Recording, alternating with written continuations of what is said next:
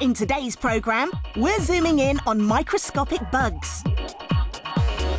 Bug vision will reveal where they live near you. We catch up with some useful bugs in yoghurt. Take a trip to the dentist and a journey down the toilet on Science Tube.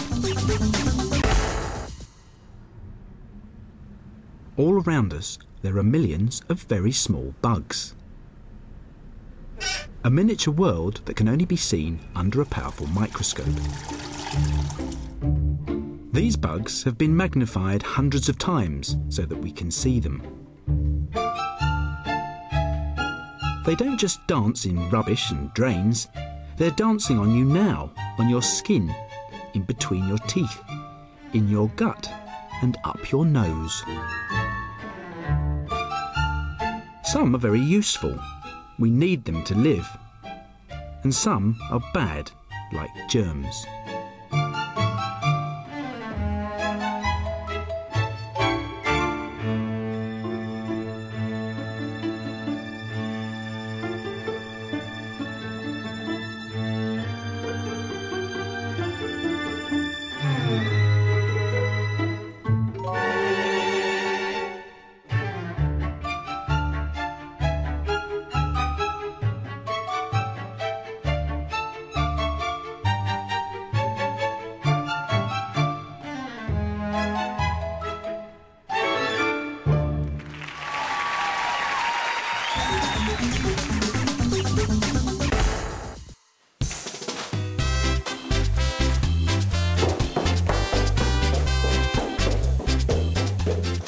Now, we know we've got millions of tiny, harmful bugs around us, and there are some hotspots in the day that perhaps we should give a bit more thought to.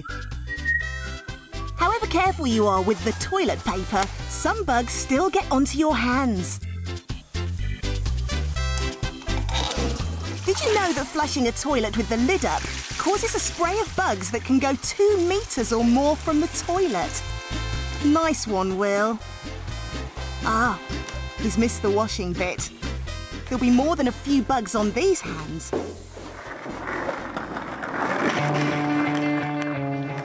Looks like Sam and Will share everything. Shame they're going to buy a sandwich. Oh, and more of a shame they've forgotten their helmets. Make sure you wear yours for skateboarding. So the floor in the shop is spotlessly clean. Pity about the pavement. Mrs. Buns wouldn't think about making a sandwich without washing her hands with soap and drying them to get rid of all the harmful bugs.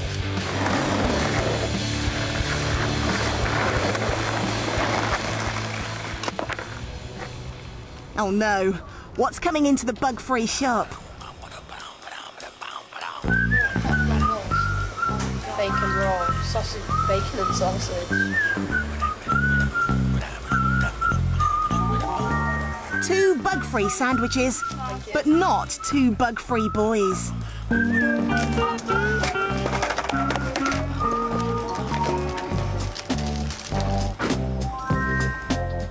I wonder if he would be quite so keen to eat with those hands if he could see the bugs on them. Let's go into bug vision and see just what's on Will's hands.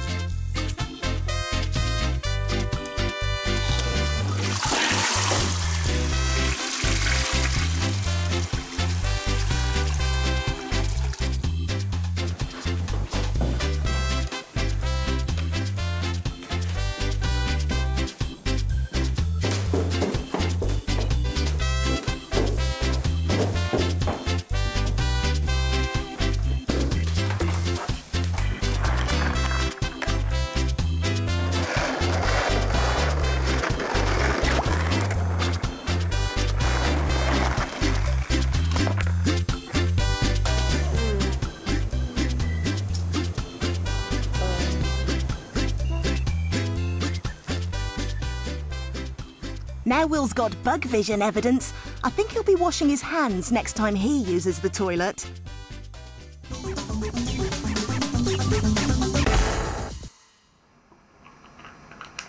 Yoghurt's made by adding bugs to milk. Now don't worry, because these are not the kind of bugs that make you sick. Quite the opposite. These are good bugs. But to make good yoghurt, any sick-making bad bugs must be got rid of. The raw material for yoghurt is milk delivered in tankers. However clean the milk in the tanker, there could be a few bad bugs in the milk when it arrives at the factory.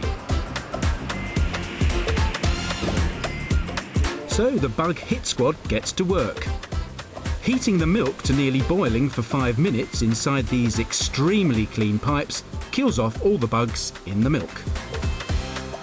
Now the yoghurt scientist needs to add the good bacteria. They're kept frozen and dried until they're needed.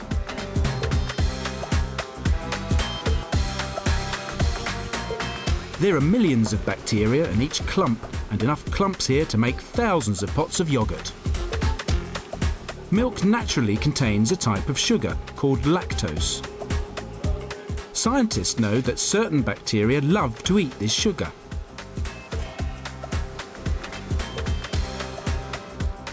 Let's take a closer look. Two sorts of good bacteria go into the yoghurt: rod-like lactobacilli and round streptococci. As they live inside the milk, they multiply and multiply, but also release tangy lactic acid. The acid gives yoghurt its taste. This acid thickens the yoghurt.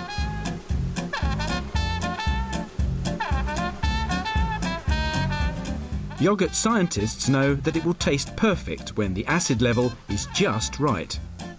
So they measure the acid level, called the pH level. When it's 4.45, the good bugs have multiplied and released just enough tangy acid to make the perfect yoghurt. To keep it perfect, you want no more bacteria. To stop them multiplying, the yoghurt's put through a high-tech fridge and very quickly cooled. Now all that needs to be done is to add some fruit.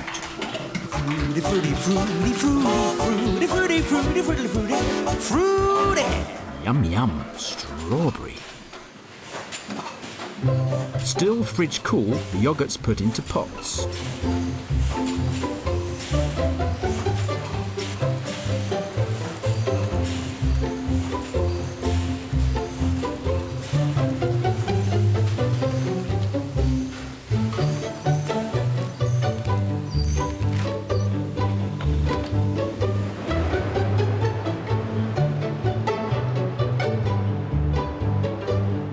Then it's ready to go to a shop near you.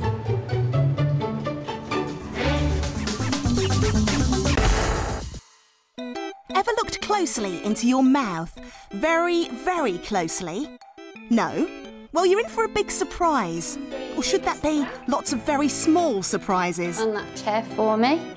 That's lovely. Your mouth's full of bugs, some of them helpful, and some of them sitting ready to eat away at your teeth. Okay. Dentist Vicky is going on a bug hunt in Isabel's mouth. She's using a mouthwash dye that shows up where Isabel's got bugs. The pink shows where plaque, a sticky film of bacteria, has formed since she last brushed her teeth. So we know which bits she's not been brushing properly. The bacteria in plaque produces acid that eat away at your teeth. Isabel's getting rid of most of the plaque with her toothbrush, but could do better. Vicky's using a mini camera to get a better look at the back teeth. There's a little bit of redness around the gum edge there. That's just an area that you're missing a little bit with the toothbrush, so that's an area that we need to get a little bit better. What I'm going to do now is just have a look, see if you've got any bacteria in the mouth. So what I'm going to do is just to pop this little brush in between the teeth, just see if we can get a plaque sample and have a look, okay? So, let's take a really close look at Isabel's plaque under the microscope. These are bacteria from the plaque found in Isabel's mouth. These clumps are sugar-eating bacteria. That might sound good, but as they eat sugar, they release acid, and this attacks our teeth and gums. And the ones moving about love to eat you. Bone-eating bacteria. It's a full-on acid attack. What I'm going to do now is just go over toothbrushing instruction with you so we can kill these and stop them from doing you any harm. Okay, come around to your right-hand side. Position the toothbrush there. So, next time you're in your bathroom, have an extra special brush. And say goodbye to some unwelcome bug visitors in your mouth.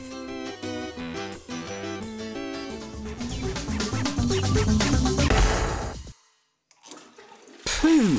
One flush and it's gone. But what happens to it?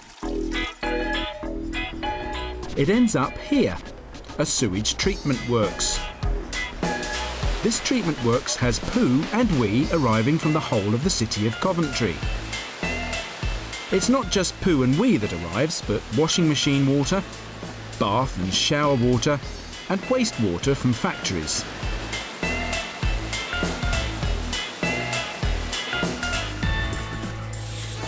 The first part of the process is to get rid of stuff like toilet paper. It gets squeezed and comes out looking like a sausage.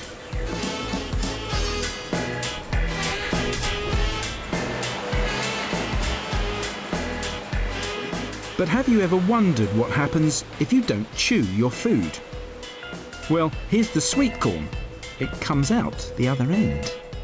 The rest of the sewage flows on, and by this stage, the poo's gone into a mush. It's a poo smoothie.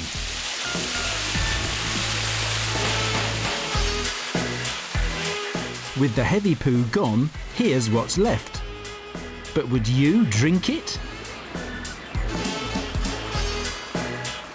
Fortunately, some bugs think this is the best drink out. They're kept in this tank.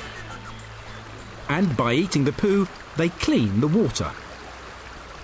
These bugs need oxygen from the air to live. If the sewage went into the rivers now, the bugs would use up so much oxygen in the water that plants and fish in the rivers would die. The water would be pretty stinky too. So the sewage works help the bugs to live by pumping air with its life-giving oxygen out of underwater pipes into these tanks. That explains the bubbles. As the bugs grow, they form clumps.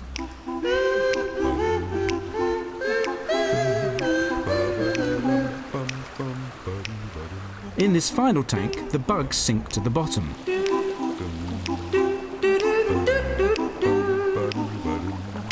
Now the water flows back into the river. It's a wonderful piece of recycling. The water that went down the toilet, through the sewage works, into the river, is treated and could come out of your tap to drink again.